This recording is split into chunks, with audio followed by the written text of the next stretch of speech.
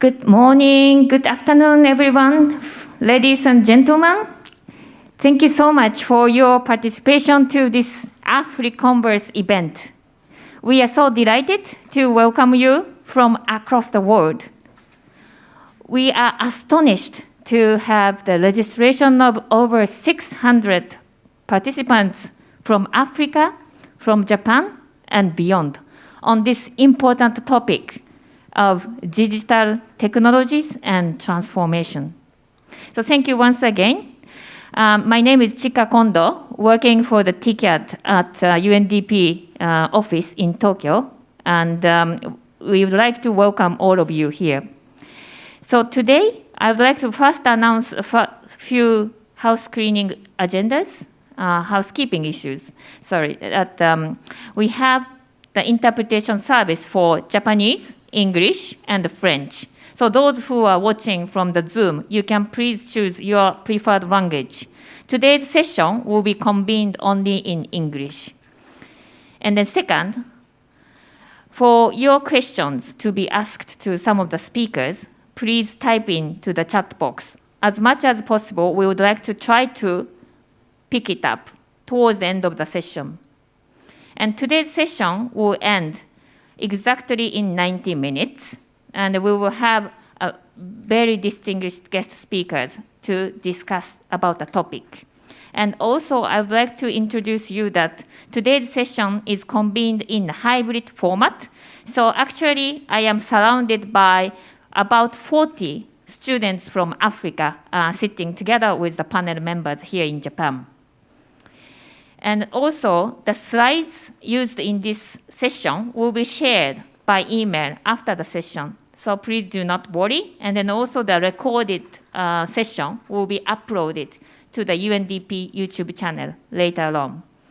So without further ado, I would like to introduce today's session moderator, Mr. Tetzer Kondo, who is the Director of Representation Office in Tokyo of UNDP.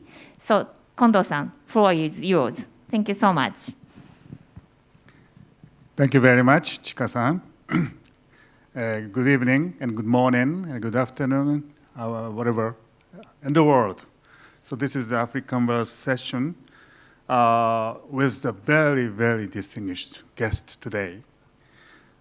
So this session will examine the best practice and lessons learned through the multidimensional approach initiated by international organizations, bilateral development organizations, and private sectors to promote digital technologies in Africa and discuss future way forward, how we can collaborate and partner.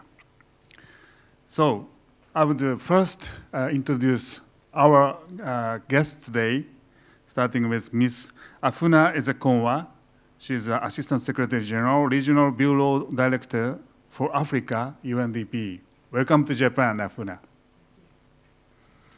And we have Mr. Kazuhisa Arai from JICA. He is the Chief Digital Officer of Japan International Cooperation Agency. Mr. Arai, welcome. We have His Excellency Mr. Ruamucho Ernest, Ambassador Extraordinary and Plenipotentiary of the Republic of Rwanda to Japan. Excellency, merci beaucoup d'être venu. And across the sea, we have the participant from New York, Mr. Atsushi Yamanaka. He is a Senior Advisor for Digital Transformation, Office of Science, Technology, and Innovations, Digital Transformation, STI and DX, Governance Peacebuilding Department of JICA. Yamanaka-san, welcome.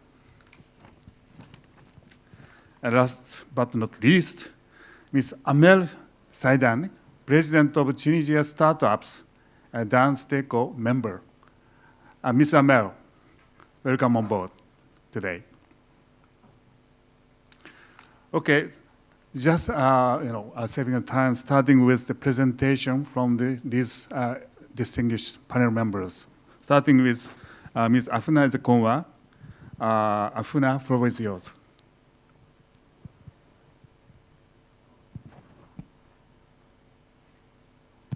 Thank you, Tetzer, for moderating us today. And greetings, starting with my fellow panelists. It's a pleasure to be sharing this platform with so many distinguished panelists today. I'm myself looking forward to the conversation. It's great to be speaking to you from Tokyo here.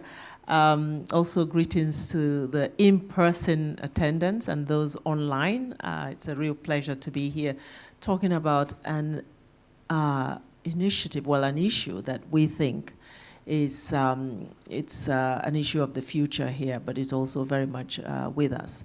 We believe, actually, in Undp that the future of development is going to be determined in Africa for two reasons. One is this issue of digitalization, the reality of digital everything, and Africa being perhaps the only continent that will be in a position to leapfrog on the new technologies for its development because of where it is in the development journey currently.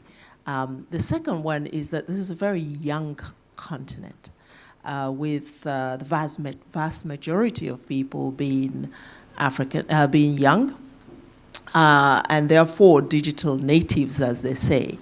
And this is going to really create a groundswell of digital innovations to solve many challenging development problems. And we really see, therefore, digital transformation as a force to empower people, planet, and also engender prosperity. But really, from a development perspective and from a UNDP perspective, we see another opportunity with digital, which is really this race to inclusivity. Our development today is flawed in the sense that it creates huge inequalities, including in the Africa region. And digital could play a crucial role in helping us tackle inequality. And that's why one of the principles that we advance in our digital strategy is this concept of inclusivity. How do you use digital as a tool to enable more inclusive societies? The second is the element of sustainability. Our development risks losing this flavor of being sustainable. And this is because of what we see in the sphere of the climate change, for instance, where many development gains and investments could be wiped out in minutes as a result of effects of climate change. We've seen this on the continent because adaptation levels are quite low.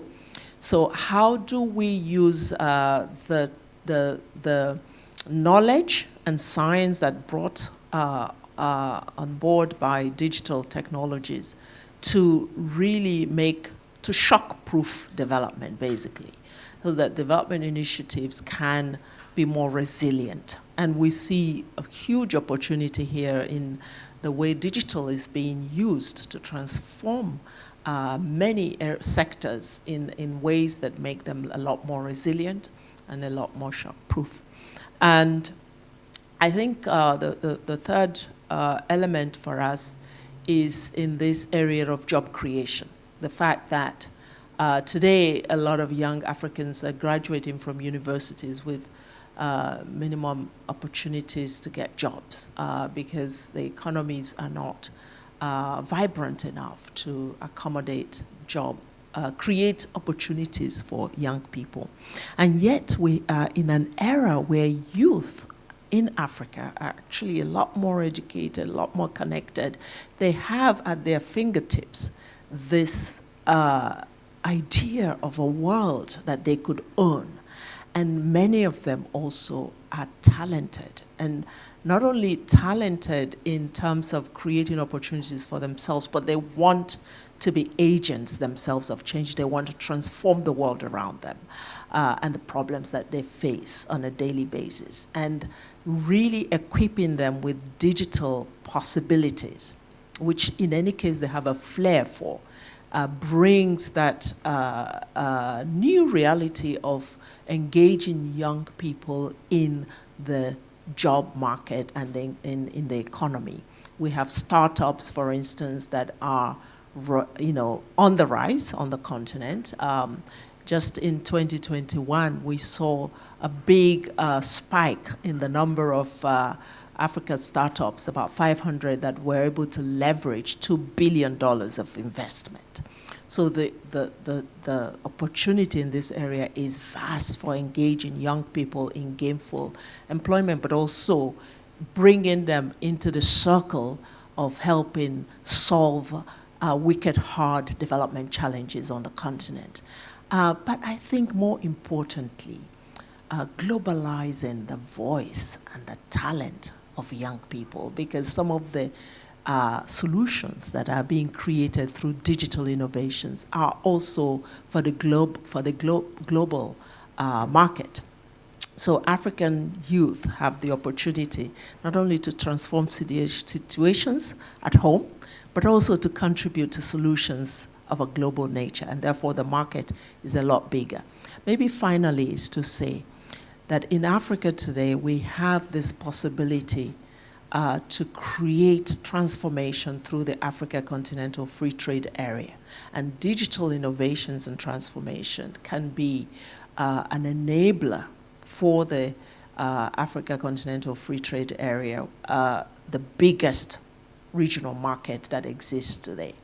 And given particularly young people and women the opportunity to have digital access to facilitate trade, for instance, could transform the way Africa trades with itself and the world. And we are very much looking forward to that linkage between digital transformation and the Africa Continental Free Trade Area. I think I ran out of time. Thank you. Thank you very much, Afuna. You just went through the multi-country visit before coming to Japan, and you have a very fresh insight, especially in Rwanda. You have this digital fair that you participated. Yes, indeed. Was that a question you want me to? That's really a question. Just to highlight that your fresh insight will, excite the people today. We are expecting you. Just telling that. Thank you, Afuna. So I'm coming back to you. Thank you very much. All right, and the next speaker with us is Mr. Alai. We have great pleasure of having a very distinguished representative of JICA, who is the Chief Digital Officer, Mr. Alai. You have the floor, please. Thank you. His Excellency Ambassador Mr. Ruamucho Ernest, Director of the Regional Bureau of Africa, UNDP, Ms. Afuna Esakonwa, distinguished guests. Good evening. I am Kazuhisa Alai, first digital officer of JICA from last July. Thank you for giving me this opportunity to explain and share JICA's approach on digital transformation, DX. At first, I'd like to confirm the changes we are facing. Firstly, use of data and digital technology became essential in improving the world. In addition to that, COVID-19 pandemic triggered a surge in demands for digitalization of society, economy, worldwide. These changes also impacted JICA and make us to take action. Please allow me to look over it. Next slide, please. Yes, thank you. Please see the screen. JICA established Office for STI DX in June year 2020. STI is short for Science, Technology, and Innovation. DX is digital transformation. The office has promoted making use of such activities in JICA. In addition to it, JICA finalized its DX vision, aiming creating a society where everyone can achieve diverse well-being through digital technology and data. We will upload it on JICA's website soon. Excuse me, I cannot show you today, but we will upload it soon. So you can see what JICA will do with its 3 transformation and 9 action strategy. So please check our website, www.jica.go.jp until you find it, please. And JICA have 2, please look at this slide. JICA have 2 major pillars in digital for development. They are firstly across the sectors and the foundation.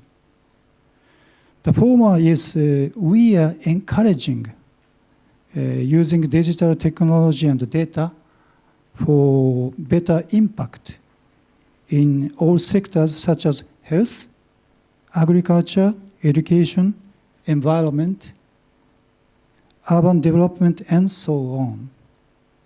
The latter is making the foundation for digital for development, such as ICT infrastructure, capacity development, and cybersecurity. Please, next slide, please. Yes, this one focuses on Africa. TICAD 8 will be held in August this year.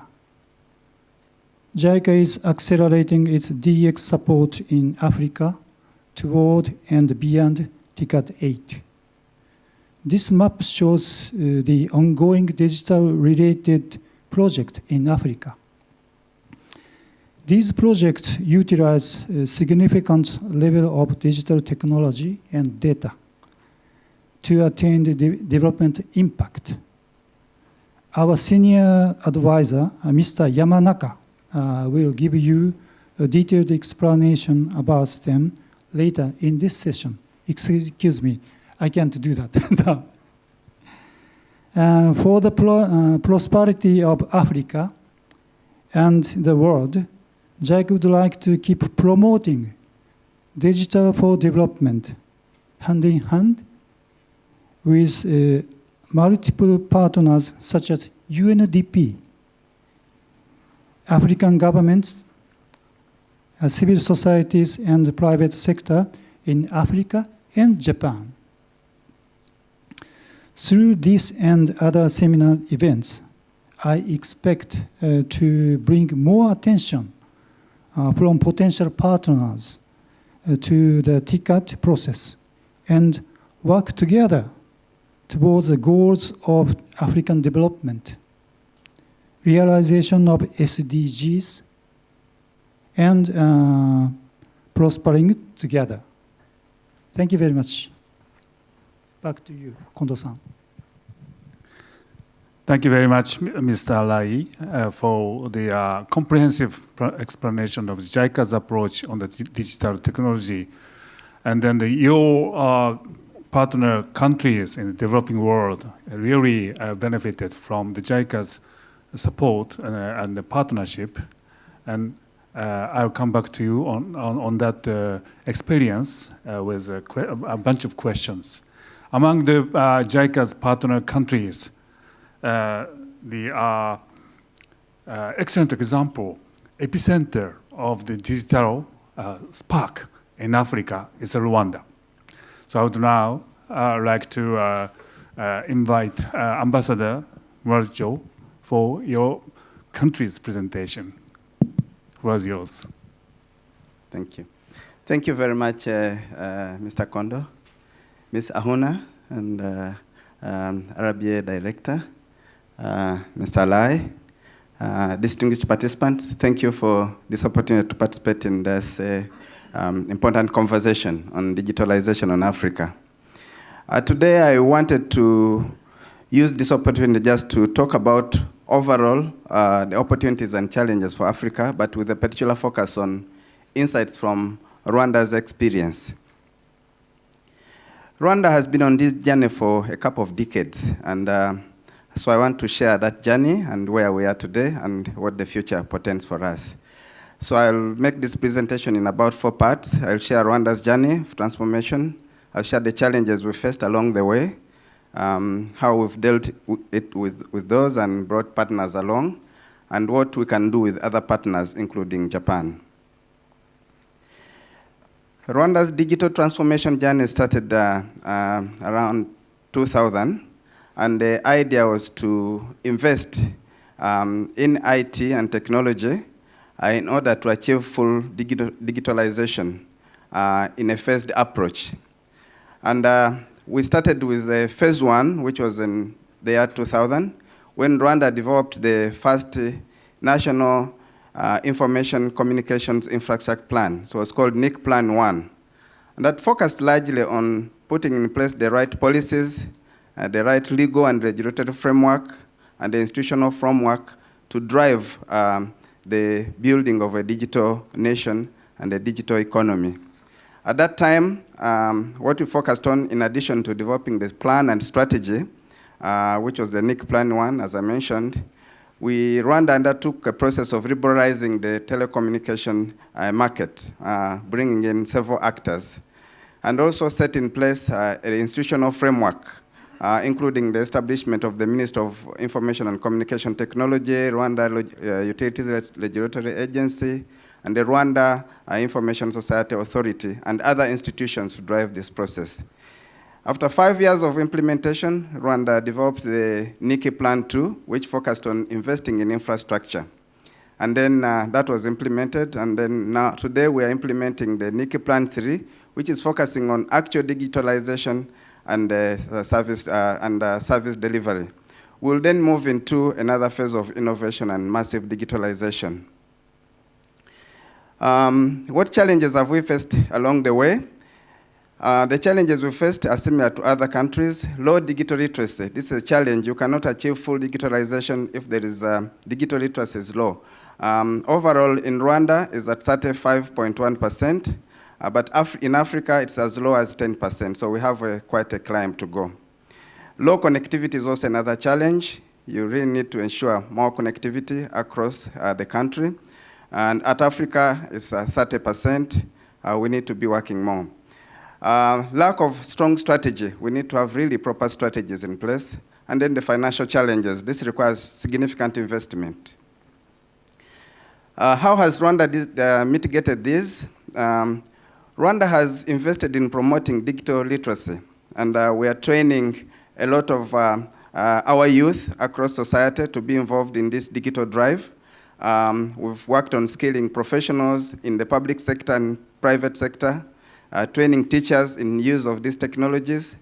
We've put in place guidelines to ensure that there is a well-guided broadband policy, and the national talent is developed to ensure that we also can really drive this transformation faster. There's a significant involvement of both public and private sector in this process. We are working to increase connectivity and also investing in ICT. What impact has this delivered for us? Geographically today, the coverage of 4G LTE services is 96.7%. Population coverage is around 96.6%. And we have more phone penetration, with mobile phone penetration at 81%.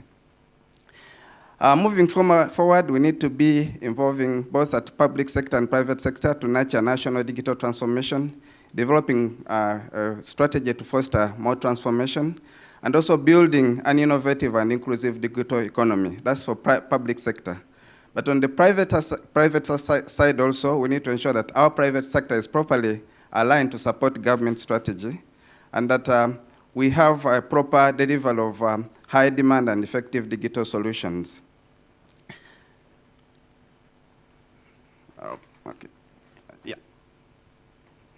We are working with partners, and Japan has been one of our key partners in this process. If you look at the involvement of young people, we have processes for supporting startup, especially with young people. K-Lab and Fab Lab are some of the infrastructure in place in Kigali. We have a successful project of IT innovation ecosystem strengthening with JICA. And also, we are working with Kobe Institute of Computing on training more resources. My slide needs to move, okay. Going forward, we really need to see more investments coming into the country, hard investment, proper finance, especially with the engagement of Japanese private sector, and also to really be able to support digital innovation through education comparison. We are working on a number of projects, both to ensure access to basic education using IT, and we are developing actually a comprehensive program with JICA on this at the moment. We need to really see JICA and Japanese private sector really significantly engaged in a very, very productive way in the country. And I think that with proper partnership, we can be able to achieve a lot. I want to call upon more engagement of other partners like Undp and other multilateral partners to be engaged in this process as we work to transform. But the journey is still long, as Ahuna mentioned, and we still have a long way to go ensuring full digitalization, and I think we can be able to make headways in this process. I want to thank you and look forward to a continued engagement. Arigatou gozaimasu. Thank you. ありがとうございます。Ambassador, for your excellent presentation. It was very clear that in your presentation that strong determination from the head of state to the young students all over the nation that made possible that Rwanda to become a digitally savvy country. Thank you very much. And then one of those who worked closely with Rwandan government and people from JICA, we have now Mr. Yamanaka, Atsushi Yamanaka from JICA. He is the senior advisor for digital transformation and the Officer of Science, Technology, and Innovation, Digital Transformation. He's actually participating from New York. Yamanaka-san, it's a long time, no see. He also worked in UNDP in the first generation of the digitalization program. I worked with him closely. Yamanaka-san, over to you. Thank you very much, Mr. Kondo-san. And Your Excellency, Ambassador Mamucho, Director Afuna of the RBA, UNDP RBA, and the distinguished panelists, and then ladies and gentlemen. Thank you very much. It's really an honor, actually, to speak in this distinguished panels, and then also in front of all these people who actually, I can count these 370 people who are participating in this session. I would like to go through very briefly some of the sectoral initiatives that JICA is doing in Africa. I tend to speak actually quite a lot, so let me actually try to cut down some of the slides so that I can keep the time allocated for me. So basically, just a sec. So basically, I would like to mention about the example of some of the sector initiatives, some of the signature sector initiatives in Africa, ongoing and pipeline, and then trying to actually explain a little bit about digital transformation support strategies beyond TCAT 8 in Africa, and then STI DX side event that we are co-organizing with World Bank at TCAT 8 in Tunisia. So as our CDO has mentioned, we actually have quite many signature DX basically projects in Africa in various different sectors. These are some of the lists that we are working in Africa, and these are the projects which actually have a significant digital transformation components into their project. So these are the list, and I would like to go through some of these projects.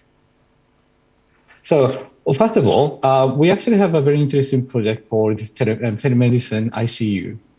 This is the intensive care unit. This is in response to COVID-19. As you know, that there were actually acute shortage of digital the ICU facilities globally because of pandemic.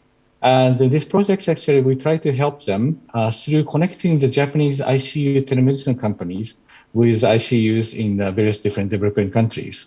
So we are connecting through the teleconferencing means So the doctors in Japan could provide the necessary sort of advice by looking at vital data, as well as looking at the patients, and also using this system for the remote training of the ICU personnel in different countries. And this actually is a global initiative, but we have several of them in Africa as well.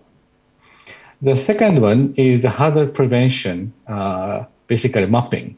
As you know, there's a lot of disasters, and Japan is very known for the disasters. So this technology actually came in very handy in Japan as well. We are trying to actually have a multi-layer system to visualize the hazard assessment and then some of the disasters, potential disasters, so that the government officials, as well as like urban development people, could actually use this system to assess and then also forecast models for the urban development and also future climate change mitigation, basically.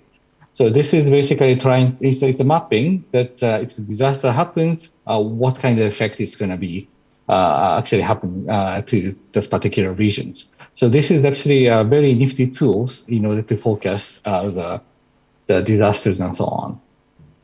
The next one is agriculture and DX. This is, as you know, that many African countries actually have challenges in terms of nutrition. So this is an app actually co-developed with IFNA, which is Initiative for Food and Nutrition Security in Africa. The app actually captures the actual food, the cooking, and then basically determines what kind of foods are there, and also what kind of actually nutritions are not there, basically, are lacking. So the app actually provides the information to the user saying, oh, you need protein, for example, or you need such a vitamins. And in order to get that, they locate where you are and then trying to say, okay, in your country, this is the season, so you could actually get these vegetables to augment some of the nutrition deficiencies, as well as trying to actually give them the tip, as well as like crop calendars, so that they could grow these vegetables themselves. Okay. All right. Now, another one is utilization of satellite data for agriculture. Basically, this is taking and looking at actually the satellite data, satellite pictures to determine how much water is available.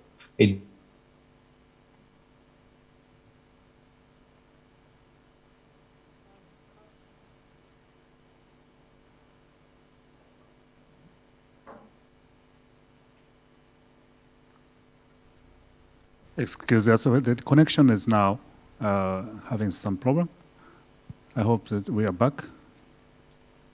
Can you hear me? Yeah, I can hear you. You're back. Okay, good. I'm back. Sorry about that. I think there was some technical glitch. I think they cut me off.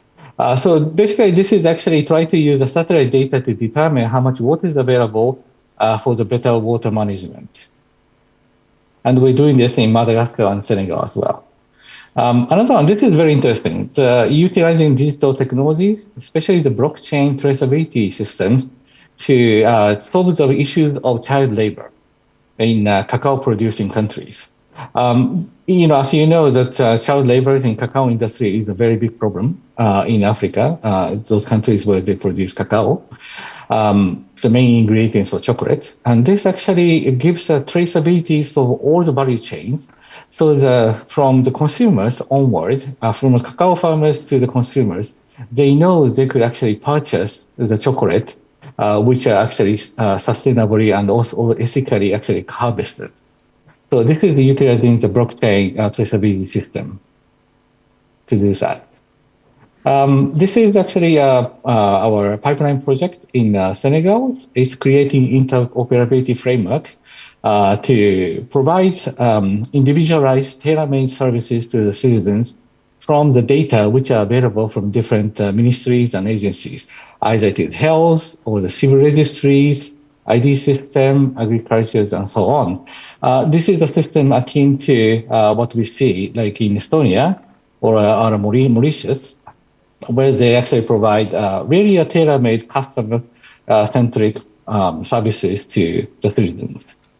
The seventh one, this is actually something which I'm actually quite familiar with, Rwanda, where I spent last 12 years until this year. We're actually trying to create sort of a model which can be replicated in other African countries. This is to use the data which are available in the government and also public sectors, and then trying to combine with private sectors and startups to encourage them to create innovative solutions so that they could actually provide different actually services. And then we like to actually package this experience and then make it as a sort of a Rwanda model, so that we could actually replicate it into other countries in Africa and beyond. So this is a DX support strategy beyond TCAD 8 for JICA. Basically, JICA actually have quite a presence in Africa. We have 35 actually offices and sub-offices, and so we have actually extensive on-the-ground network in Africa. And we're actually promoting the SDG perspectives, and how can actually digital technology, digital transformation could actually help achieve the SDGs. And also, we are also promoting the concept called data free flow with trust. This is to create cyberspace which is safe, stable, and then trusted, so that the data could be freely flowed, and also data could actually create values, basically. And lastly, that we're also cooperating with partner countries. This is not only the partner countries that are client countries in Africa, but including other sort of developing partners and third countries. And we want to actually co-create knowledge and co-create actually the innovation to achieve desired outcomes and impact in the development. So beyond TCAD 8, we actually have this concept advocating the vision of JICA DX challenge in Africa. So basically, we want to utilize DX and then and promoting data-driven African development with the concept of human security as well. And we also want to actually partner with different partners and then trying to contribute to the AU's Africa DX strategies as well. So lastly, this is a side event that we're co-organizing with World Bank at the TCAD. It is going to be online. The details will be shared. Details now hammered out, and it will be shared among our stakeholders and different channels as well as developing partners. But stay tuned for this session, exciting session called Boosting Digital Transformation in Africa, Data as a Development Enabler. So thank you very much.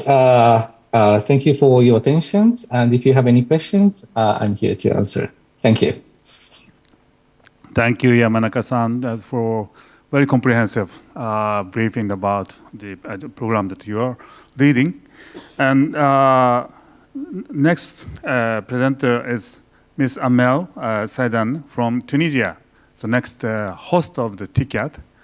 And she is working on the startups with young people and women, I suppose. Ms. Amel, so now floor is yours. Please do your presentation. Thank you very much. Thank you very much for the invitation, for having me. Hello to all participants, to the excellencies, distinguished panelists. It's a pleasure to be here, and thank you for giving a space and voice to the startup ecosystem and to the private sector to be in this conversation.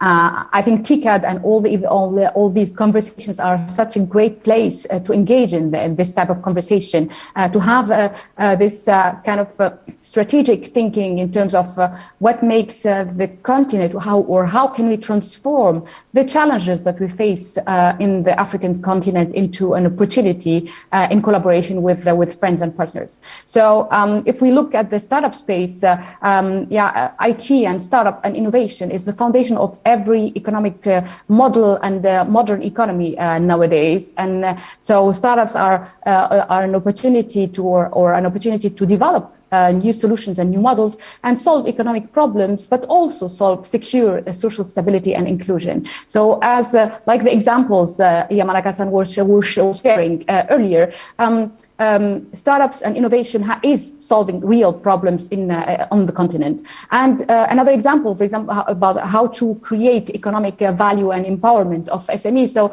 SMEs represent 80% of the businesses on the continent. And today, fintech solutions, for instance, are giving back the power to these SMEs by offering to 30% of them the possibility to get access to credit, which they wouldn't have been accessing otherwise, because they have probably challenges of digital identity or challenges to access formal credit. And by empowering the SMEs, jobs will be created, qualified and less qualified jobs. We need both of them, actually. Jobs will be created, social inclusion will be secured. However, in order to fulfill the potential of startups on the continent, we need to be aware of the challenges we're facing as a continent and address them properly. So we have today, we are speaking about or talking about a 1.3 billion population. We're speaking about the 3.3 trillion business opportunity or market under the African Continental Free Trade Area. However, these figures, we need to figure out innovative ways for a better cross-border trade growth, development, and trade within the African markets. Because we have real challenges in terms of interoperability, in terms of markets, of legal frameworks, and what we are noticing is actually a real fragmentation when it comes to how to develop a business and also how to develop a startup. So I'm for example, a Kenyan startup and would like to grow across Africa. How do I and scale up on the continent and outside of the continent? How do I do that? So I know of many startups who are today struggling with the challenges of regulations that do not talk to each other. So different regulations on the countries, different speeds of evolving regulations. So as a startup, you have to have your feet on the ground and make sure you localize your approach or your business whenever you have the intention to grow beyond your own borders. So we definitely have to develop a continental narrative. So tell a story as a continent, but we shouldn't lose sight of the local challenges and the local context, because it's key to the development of any innovative and startup solution. So and of course we are aware that the innovation is very often or always faster than regulation. However, we need to make sure that regulation is not slowing down too much the evolution of innovative solutions on the continent, because they might be actually the future, or they are the fundamentals of the future of the continent. We need also to be aware of another factor, which is the disparities on the continent. So also from a startup perspective and from the level of maturity of the ecosystems, we can notice that there is so the startups in the eastern and southern part of Africa, if you ask entrepreneurs, you'll find at least 50% of them who are confident and ready to expand internationally and grow towards Europe and beyond. And then, of course, you'll see a lot of funds flowing from the US, from China, from India, from also from Japan.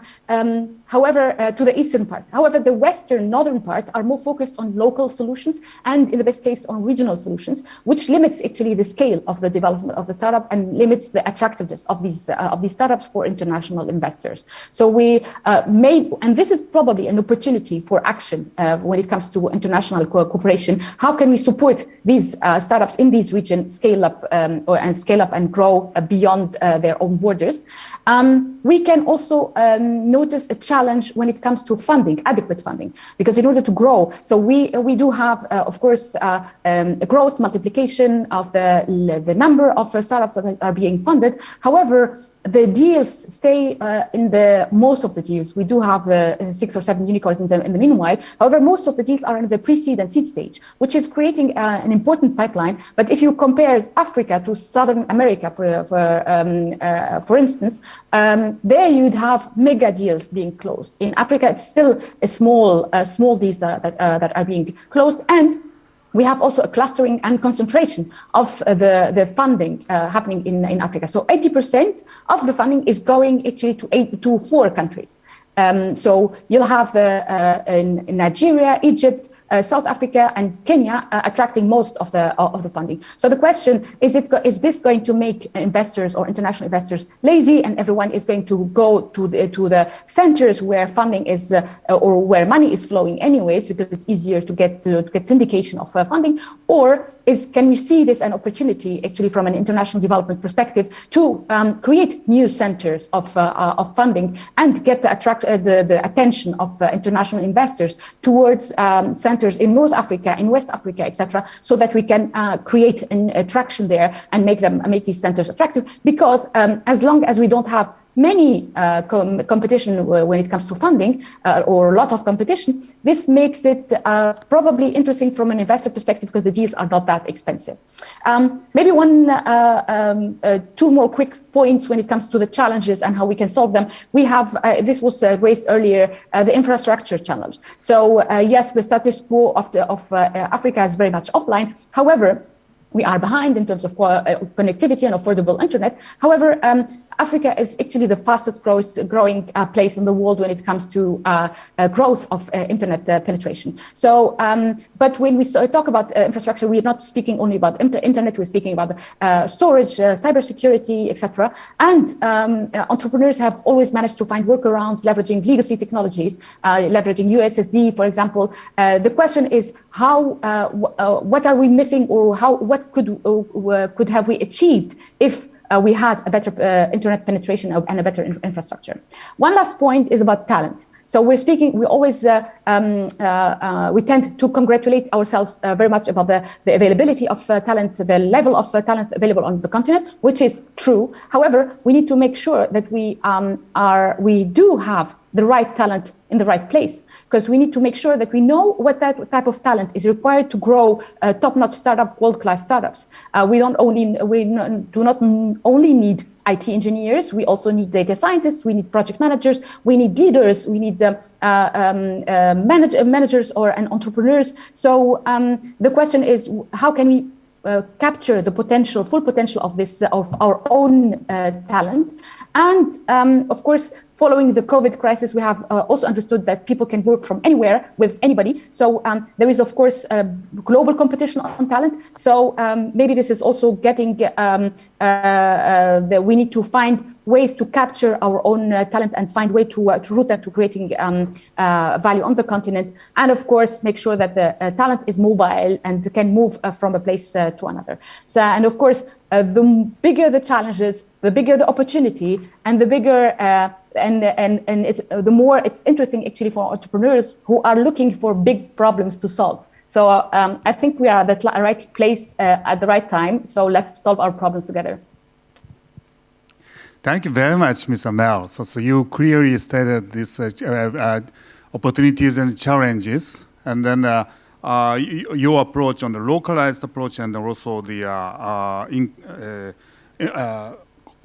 across the continent, the regional approach that we talk tonight a lot on this about this free trade zone issue as well. So don't worry, we have a great doctor tonight, that is Afuna, our leading practitioner in Africa. Afuna, I have a question to you. So having heard all these opportunities and challenges, how the UNDP can play a role in enabling this digital transformation using these opportunities and coping with the challenges in Africa? Thank you. I think really listening to Amel gives me a lot of encouragement, because you're a practitioner, you're in the trenches, and therefore your diagnosis of the challenges is quite real. And it helps me understand that we as UNDP are actually on the right track, because some of the initiatives we're coming up with right now address some of those challenges you put on the table. And I'll mention some of them. First of all, UNDP has just launched its digital strategy for 2022 to 2025, which really places the organization at that cutting edge of being future-proof. Because, you know, the issue of digital technology and its rapid expansion means that we're constantly trying to catch up, right? And, you know, the development of digital is so fast, and if you're working in the development environment, you need to be ready for this. You need to be ready on many fronts, including ensuring that we don't create more inequality with the digital transformation, and that everyone is carried along and no one is left behind. So our digital strategy is really to put UNDP's development practice on that cutting edge of what the future needs to accompany development. Well, in the Africa context, I think we're looking at an expression of this strategy in a number of areas. One is agile governance. Our strategy for Africa in terms of digital technology is to invest heavily in this governance area. The ambassador from Rwanda, I think, laid out some of the milestones that country has achieved, which actually is exemplary when you talk about leadership, commitment to a digitally friendly environment, an enabling environment for boosting that footprint. And UNDP, being an organization that works closely with governments, with the public sector, and on governance issues, will be investing quite a lot in making sure the regulations are for stimulus, that we use regulations to stimulate business rather than to strangle them. The other aspect of governance is ensuring that we also take care of the risks, because there are major risks related to digital technologies and digital transformation, and governments we need to build a capacity of governments and countries to understand the risks and be able to secure their countries against these risks, because that could also derail development progress. The second area that we are investing in is financing. Amel talked about the whole startup ecosystem, and right now UNDP is working on an initiative which we're calling Timbuktu, with a double O at the end. And the idea here really is to boost the startup ecosystem and fill out some of the gaps that you mentioned, Amel, one of them being that initial startup risk capital. It's usually easy we have a lot of young people going from hackathon to hackathon, pitch to pitch. They get 5,000 there, 2,000 there. And you do experience this valley of death with a lot of ideas because they don't get picked up after that. It's a lot more difficult to raise $5 million than to raise 50 million. By the time you get to 10 to 50 million, you've already made it.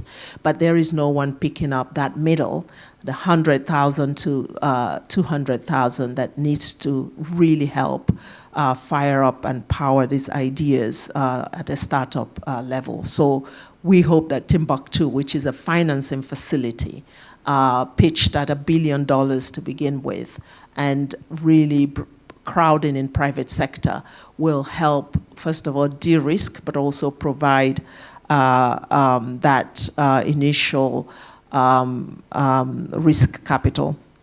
And then also in terms of ecosystem support, Amel, you talked about issues related to border, talent mobility, but also going beyond borders and scaling. This is another aspect that Timbuktu will address in its 10 hubs, vertical hubs, which we are creating that will be Pan-African in their structure. And each of these hubs will be tech and tech-enabled hubs. And the idea is that you create the comprehensive ecosystem support for a particular hub in a particular country. So I give you the example, for instance, EduTech could sit in a country and crowding all the support for that ecosystem in that country on one vertical tech area.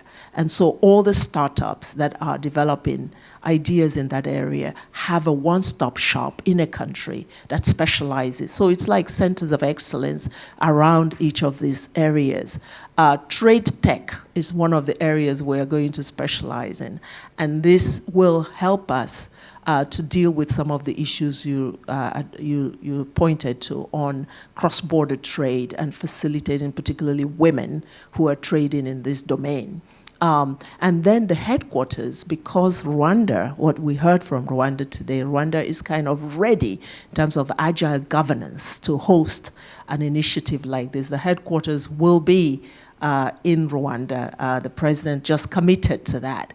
And through the headquarters, we will do exactly what you're asking around facilitating this whole monitoring and capturing of talent. You're absolutely right.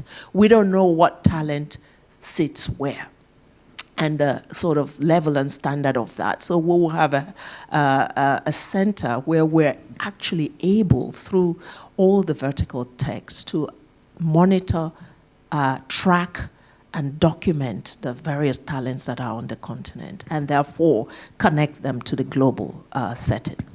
So really a lot of what you were saying now is sort of music to my ears, captured in this initiative, which we hope we will launch before the end of the year. Maybe finally, let me say something about partnerships. I think it's important to understand, I think everyone who's spoken on this panel today has touched on it. It's important that we make partnerships of purpose for this digital economy in Africa. That this, I personally believe, and I think we believe this in UNDP, that Africa will lead the fourth industrial revolution.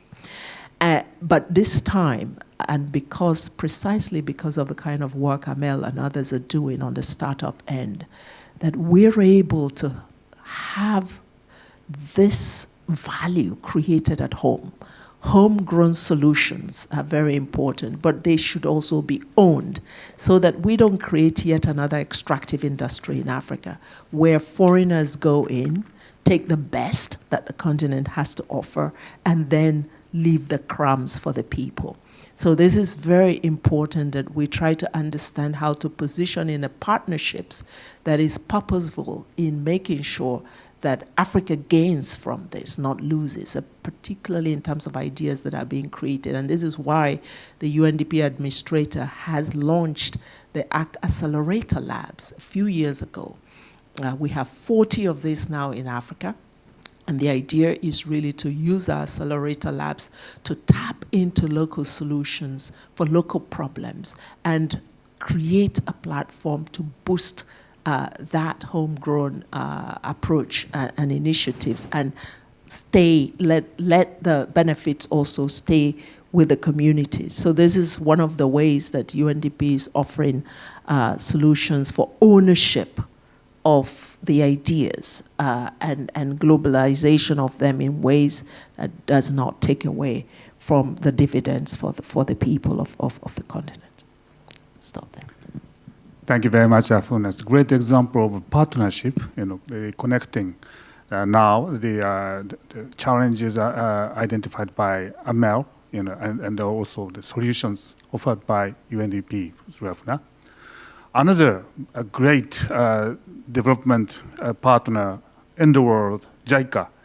Alai-san, how JICA can plan to partner with the support the private sectors like Amel is now working with, and then solving the mounting challenges on the digital side, and then developing countries, especially in Africa. We want to listen to you. Thank you. We recognize the importance of the private sector also. And in the Decade 6 in Kenya, year 2016, Japanese government stressed the importance of the private sector for socio-economic development. And maybe before that, JICA has already has been working closely with the companies in Japan and also with the companies in the countries we support, and try to make the collaboration. And for example, we worked so many the project and the initiatives. As His Excellency introduced, thank you. We did some project in Rwanda, yes. And for example, in Africa, we supported some project and initiatives, especially in ICT and the digital field. Some of the example, let me introduce that the sourcing open innovations from private sector in the form of Africa Innovation Challenge. Support for the startups such as Ninja. Do you know Ninja? Ninja is short for Next to Innovation with Japan, name of our program. And also we supported the startups, maybe the 200 and 250 in Rwanda. Yeah, we supported. And also as Mr. Yamanaka introduced, we supported the telemedicine support to mitigate the influence of the COVID-19 pandemic. In such activities, we try to make the collaboration with private sector. And the working with private sector is very important for us, we think. And excuse me, as I mentioned, we finalized our DX vision. In that, we established 9 activities. The co-creation, working with the partners, especially the private sector, is the one main pillar. Number 2, you can see it in near future through our website. Yeah, sorry, I can't show you now, but the collaborating with private sector and also the other partners is very important pillar of our activities, everything. Thank you. Thank you very much, Arai-san. So, Ambassador, so based on your successful national digitalization strategy and the African countries are looking at, what is your recommendations? What is your suggestions to them? Thank you very much. Thank you. I think 4 key things need to happen. The starting point should be really developing robust strategies and put in place the right policies to support digitalization. This is a very, very critical to have a very clear vision and an ambitious one at that also. It should be very ambitious. And this should be largely driven initially by the vision of government, but in partnership, in support of in working with other partners, and especially involving the private sector. The right institutions have to be in place, and a very, very clear roadmap of what to be achieved in a results-focused way, because you've got to be able to eventually measure how you're implementing that digitalization strategy. So that will be critical. The second, I think investing in infrastructure. This is critical.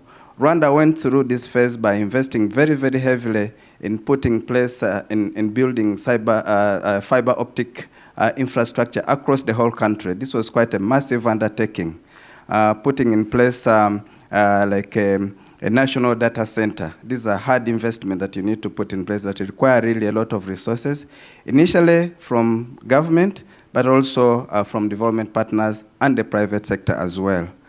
And once the infrastructure is in place, it really has to be utilized. I think utilization of the infrastructure is critical, and utilized for service delivery. This has been critical for Rwanda to ensure that initially when we had all this country covered with fiber optic cable, a 4G network, a functioning national data center, how do you then get both the government and the private sector to use it. So for government, we started with e-government services, so ensuring that some of the services that citizens require are actually accessible online. So we've reached a level today where a Rwandan in Japan who needs a national ID card does not need to travel to Rwanda to get their national ID card. They can come to the embassy and we can fully take their biometrics and process their ID card from Kigali, and it will find them here in Japan. Or if services like civil registration and vital statistics. If a baby is born in Rwanda, you don't need to, the parents do not need to travel to Rwanda to register that baby, to get a birth certificate or even other legal document for citizenship. They can do that in the embassy virtually. A big part of it is actually done from their house, because they can, as long as they can log on a computer, on a cell phone, they are able to actually fulfill 2/3 of the requirements. And then the final phase, they just come to give us the biometrics.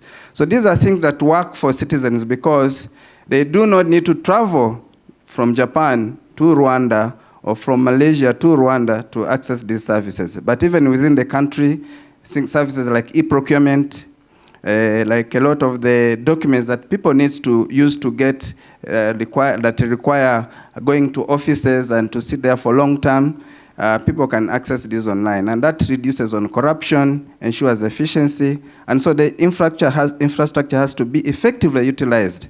And then if you look at what Ahuna said about inclusivity, and you look at digitalization of financial services, it has now enabled in the country that, especially when COVID started, Rwanda was trying to monetize the economy, but by having this infrastructure in place, triggered the innovation that actually a lot of the transactions that people need to be doing can be done now through mobile payments and other forms of digital payments. This has ensured that there is financial inclusion, that today in Rwanda, I think Ahuna was there recently, if you are trying to pay even a motor taxi, they don't want cash. Even a vendor of vegetables in the market does not require cash because they want the money to go straight on their e-wallet. So these are very, very important. Then with utilization, I think the next phase then should be ensuring innovation and full utilization, that people are very, very creative in the way this is used in the long term, in a sustainable and a quite productive way. Development partners have a very important role in this process. And the role of development partners would be to provide the financing and the capital that is required. But this also, when I talk of partners, I mean both our development partners like Undp, but I also mean private sector and investors who should bring in the right capital to ensure that, this is scaled up and that it also becomes economically productive, that it creates jobs, but it also enables the overall growth of economies.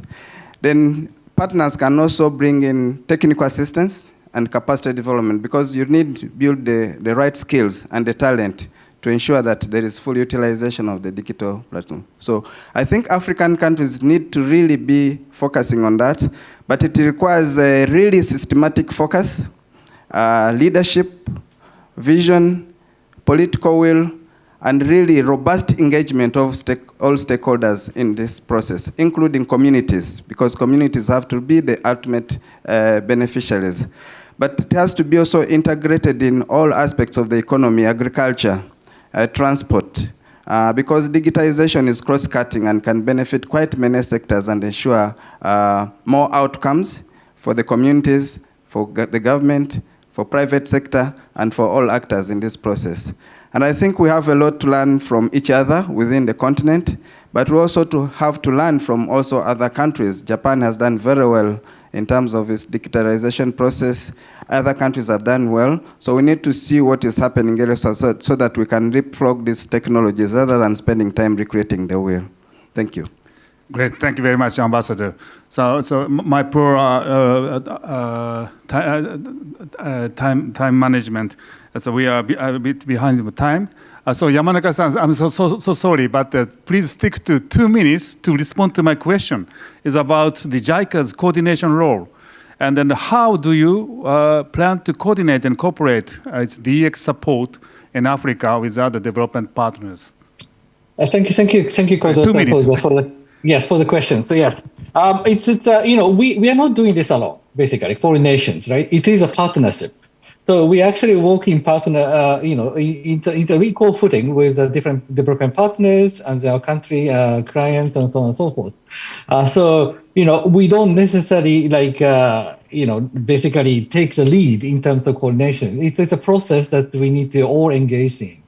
Having said that, for example, in Rwanda, we are blessed to be co-chair of the sector working group in ICT. So that is, for example, a country where we could really support the government as well as different development partners to have a common sort of visions and then to create, this basically digital technology sort of ecosystem, and we could really benefit from each other. Because we have actually the problems or challenges is so complex now. We don't actually have no one actually agencies or no one partners actually have the solutions. So we really need to actually co-create these solutions through the partnership.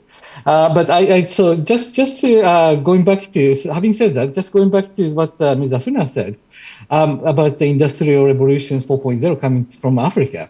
I firmly believe that actually, I think by looking at all these startups, what they're doing, all the solutions coming up from Africa, we are seeing innovations, real innovations actually happening. Like mobile money actually came from Africa. It's basically Kenya or Ghana basically created that system, and now it's global. I really believe that Africa is a cradle of the next innovations actually for the global challenges. And I really am blessed basically that we could actually work in partnership with the communities as mentioned by His Excellency the Ambassador, but also the private sector, civil society, academia, and the government, as well as all these different development partners. And then we actually can co-create this innovative solution so that we could really achieve the SDG goals. Thank you. Thank you, Yamanaka-san. Sorry to be in a hurry. Amel, so we are heading to coming to your country to join the TIGAD 8 soon. So what is the expectation from public and private sectors collaboration to partner with your private sector people in Tunisia? Fantastic. So we are so looking forward to welcoming you all in Tunisia and to engage face to face in this type of conversation and more. And of course, the expectations are very high from TICAD because we are hungry for connecting back with again after the last 2 years with partners from all around the world. So this type of platform is definitely an opportunity to engage in critical conversations that for the continent. So this level of exchanging and learning and growing together is the first level of expectation, of course, because this has been highlighted several times today, the importance of partnerships and building alliances when it comes to digital transformation, because it's a multi-stakeholder game. Nobody can make it alone, not even so private sector cannot make it alone. It has to collaborate with the public sector, and then of course countries need to collaborate in order to win in this game. So exchange is the first level, but of course we'd love to see to build together a format of sustainability, so that this event is not just an opportunity or a platform, not just an opportunity to come together just once, but continue pursue initiatives and that will come out of this event or will be announced during TICAD, and probably also consider TICAD as as a first thing is a starting point for an exchange and doing business platform, and also creating a governance models platform. So my personal expectations are very, very high in terms of level of creativity that would need to come with TCAD, because we have an unprecedented opportunity to be creative about the development models on Africa. So we have little legacy compared to other countries in the world and other regions in the world that allow us to leapfrog again and have big moves when it comes to models. So when we talk about the talent today, how about thinking of a cloud of talent, talent as a service? So imagine something that's really beyond what we have imagined before, and of course an opportunity to learn about the new initiatives. I'm so happy to hear about the Timbuktu, and I'd love to stay in touch with you, Ahuna, beyond this panel and discover more about this, and maybe see how we can collaborate. And I think wherever there is a meeting and exchange of amazing people, magic will happen. Thank you very much, Amel. So we are coming to your capital. All right, so the time is a bit behind, but we really want to hear from the floor here. There are a lot of students and then trainees for other initiatives. Thank you so much for joining us in person today. So I'll take a couple of questions. Be precise and concise, and then to whom that you want to ask a question. Just be clear. I see 2 hands, 3 hands. Okay, many hands. All right. So I see. Raise your hand again. Okay. 1, 2, 3, 4, 5, 6, 7, 8, 9, 10. Questions. I don't believe that everyone can be covered. Okay, number 1, go ahead.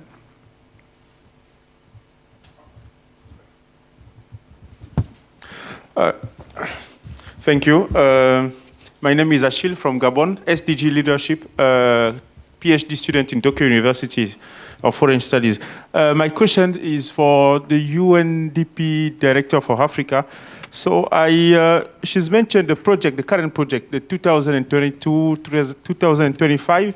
I just want to know how does the UNDP support the digital transformation in Africa? Is it like at government level or private initiatives?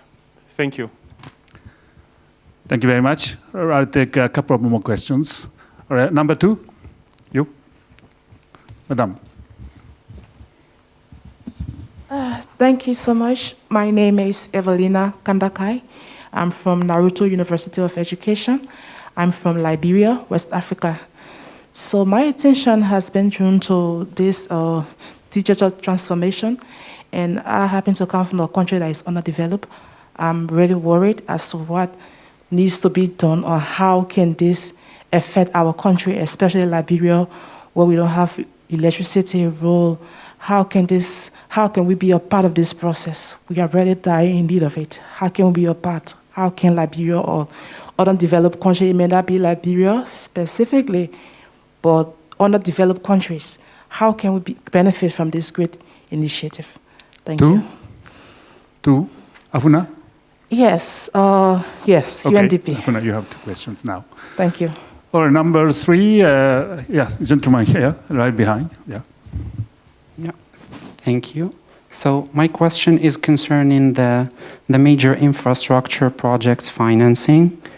As His Excellency the Ambassador has mentioned that many projects require financing, and they are covered by NGOs like the World Bank and JICA and others. However, countries represented by governments always seek to find further financing from other countries who have somehow superfluous liquidity, and they are willing to finance. And I would like to ask His Excellency the Ambassador on his opinion, and based on his experience, on how governments can navigate this issue in order to guarantee not having to be put in a situation where those partnerships and loans can be used as a bargaining chip. Thank you very much. So first, Thank you. two questions to Afuna. Can you take them? Other questions, so let me be brief. I think on the first one from Gabon, the answer is we are working with both public and private sector. As I said, on the public side, working with governments to ensure that capacity to lead and have a commitment also to creating the enabling environment for digital innovations to bloom. With private sector, we have these accelerator labs, which are mostly tapping into private energy in the private sector and the talent of people who are creating innovations and giving that a platform. We have a program which we call Youth Connect. I think it's a UNDP brand created with the government of Rwanda again a few years ago, and Youth Connect provides also that platform.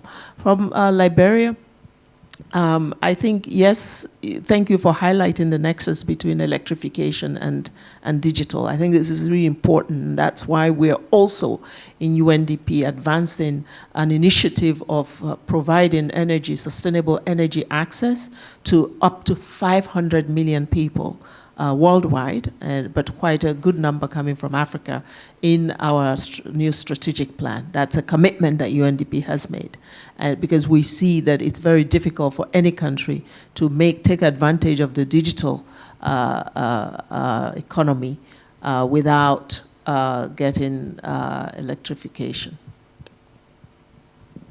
Thank you very much, Afuna. So question to Ambassador on the investment on infrastructure. Thank you very much. I think to respond to your question, I would think that countries, you're right, needs to really prioritize and be careful in terms of how they mobilize resources and align them to ensure they achieve their plans. I suggest that key is to ownership, to have ownership of the country's development process so that they are really in charge and are not just swayed by development partners, but are actually ensuring that when development partners bring in resources, they are aligned to a country-owned strategy and plan. So that's very, very important. Second is effective utilization of the resources. Sometimes resources could be available, but if they are not utilized optimally, then a lot of them would go to waste. I think it's very, very important that countries are highly accountable in terms of how they allocate resources and use them to actually achieve well-targeted plans. And then diversification of partnership also is important. I think you've really got to be able to manage different partnerships. But as much as development partners can play a very important role, as you say, to avoid, maybe you can get grants, you can get concessional loans, but I think private sector is key, ensuring that there is a sufficient foreign direct investment coming into the country would be actually a major game changer and a more sustainable one at that level. Because sometimes development partners are very generous, but as you said, sometimes there are also conditionalities, and some of the conditionalities may not be fair. But there are also a lot of donors that are good, that provide a good amount of financing, which is high quality, and but countries need to be accountable on how they use them. Great, thank you very much, Ambassador. Next question from this side, maybe number 11.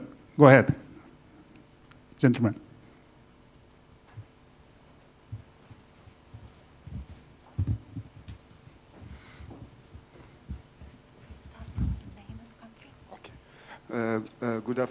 Good evening. My name is Karl Kopachi. I'm from Central African Republic.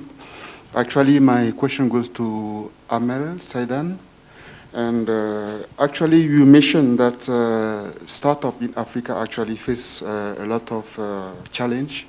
And I would like to ask you, from your point of view, does it what type of challenge that startup face in terms of regulation, like introducing emerging technology, and does the current regulation encourage maybe partnership between startup and private sector? Thank you. Thank you very much. All right, gentleman there, over there.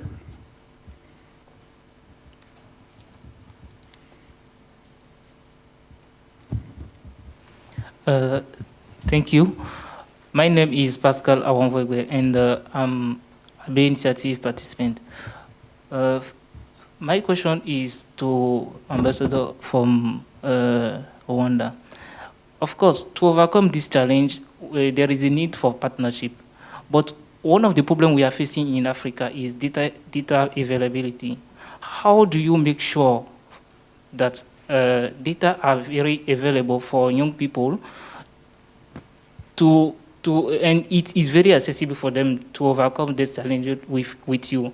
Because recently there are many challenges we are facing, like the occurrence of disaster everywhere all across the continent, and we need a data.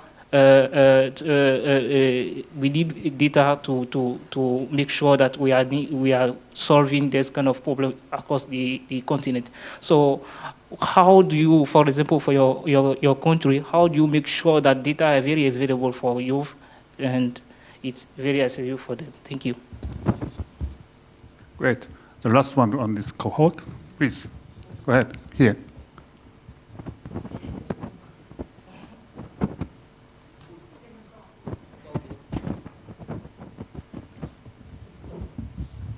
Okay, thank you very much.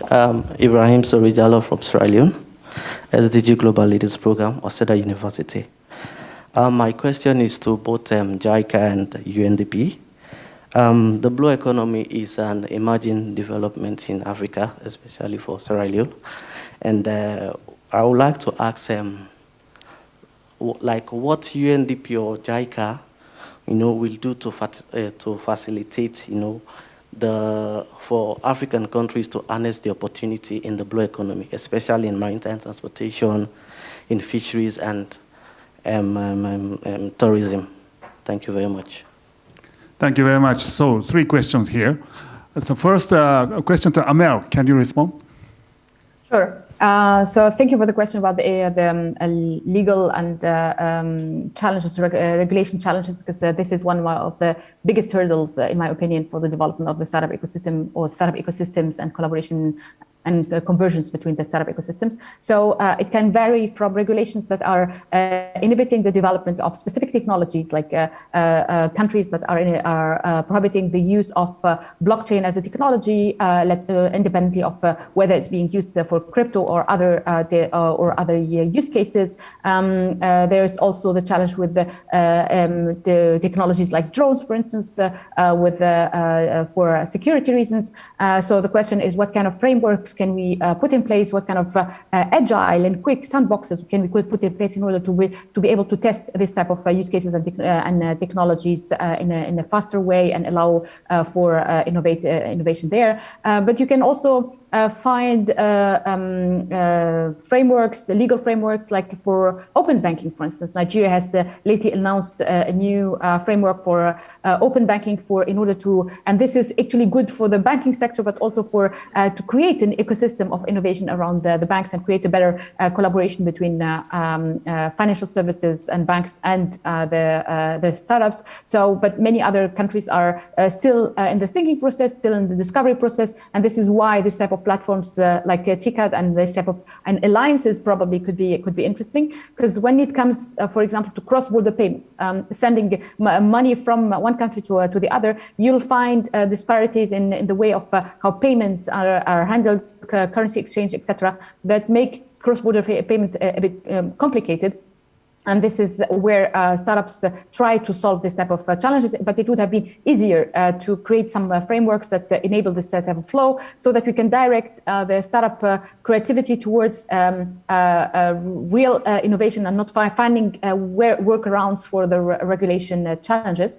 To your point about the collaboration public-private sector, so, I think there is room to create a lot of collaboration there. However, we have challenges related to procurement processes very often in many countries. So you'll find the government or the state being the biggest possible buyer in the country. However, there are no adequate mechanisms to buy from the startup or to co-create with the startup. And this is something we would need to work on and, of course, learn from countries who have managed to progress there. Maybe one positive example on that front. So regulation comes very often with challenges, but we had an example of regulation that has stimulated some positive movement when it comes to innovation and startup, which was the Startup Act in Tunisia, that has inspired many other countries like South Africa, Senegal, Rwanda, many countries to create their own Startup Act, and we're working today on the second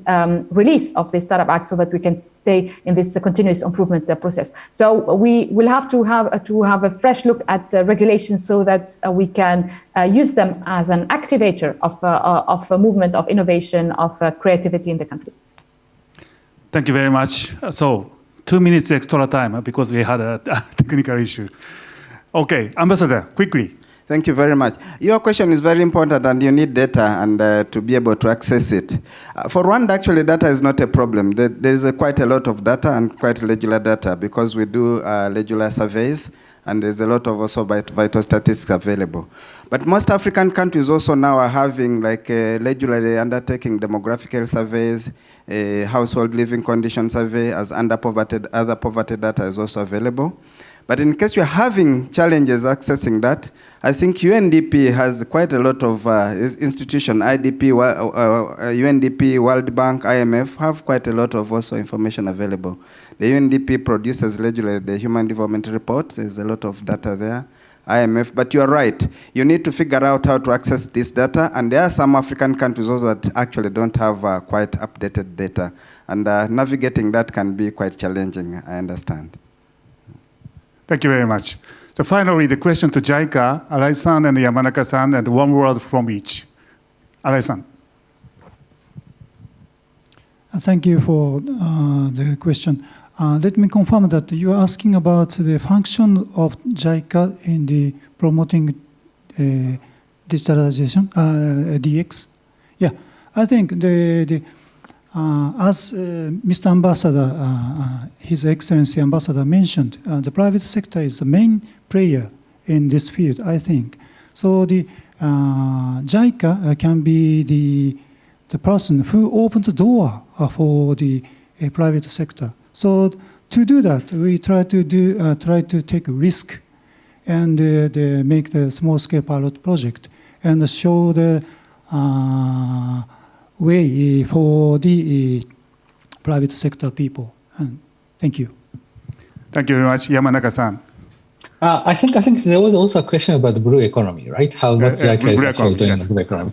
Yes, actually, utilizing like satellite data to actually monitor the ocean conditions and also like surrounding sort of coastal areas has been actually done by several different projects, I think.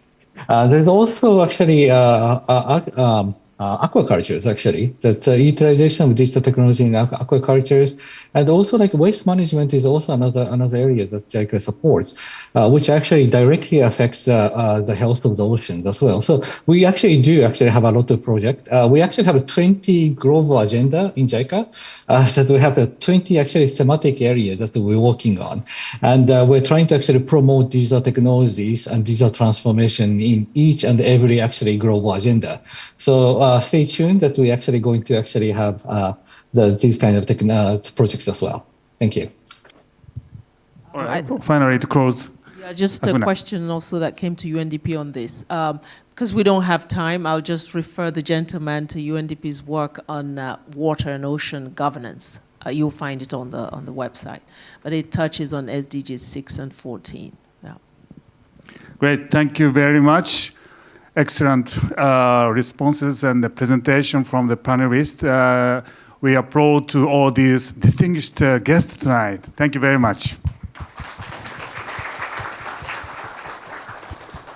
All right, so at least we found a way forward to Ticket 8 and digitalization and then DX to promote the African development on our own.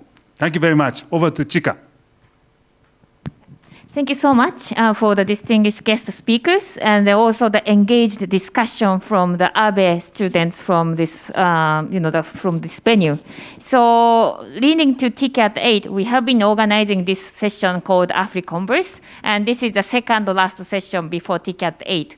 So, the last session will be organized hopefully around July, and it will be organized virtually. So stay tuned. We will announce it to you soon. So thank you so much once again, and we are going to close this session. Thank you.